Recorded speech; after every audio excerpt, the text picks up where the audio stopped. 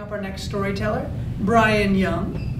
And what is your story called? The Pong Murders. Yes, the Pong Murders. Please.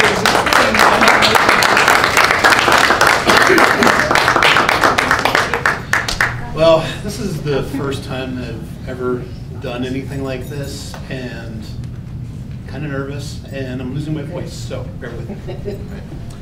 So, I flunked out of college my sophomore year. It can happen. I was living off campus with a couple friends of mine. There's two other guys that became friends with freshman year. So there was a lot of partying going on, a lot of drinking. You know, we smoked a lot of weed, a lot of Doogie Howser reruns in the middle of the afternoon, a lot of sleeping in, a lot of, you know. But those factors, I think, are secondary compared to the one thing that really kind of sealed my fate that semester, and that was Mortal Kombat 2. Came out for Super Nintendo that fall. It was the fall of 1994, so I took my hard-earned, which in this case meant borrowed off of my mother, $65. Went down to Kmart and bought it.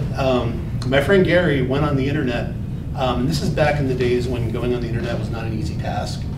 Downloaded like 35 pages of cheat codes for all the characters and everything, so we could do all the finishers, you know, like ripping people's, you know, spines out from their heads, freezing people to death and burning them alive, and, you know, all the fun stuff, and then all the friendships and silly things like that.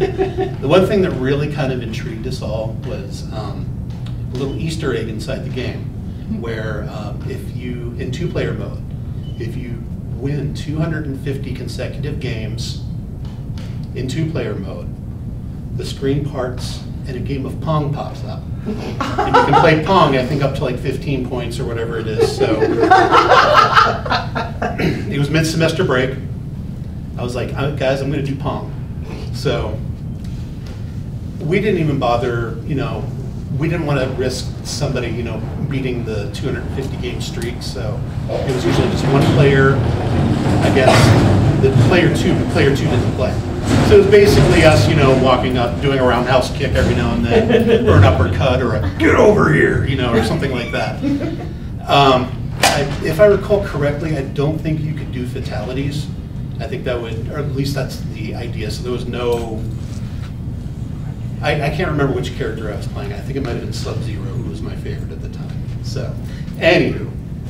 So it was a lot of these one-sided games where I would just walk up and punch the opponent and, you know, do this over and over again. We spent the whole weekend doing this, and my friend, it kind of turned into a party atmosphere, you know.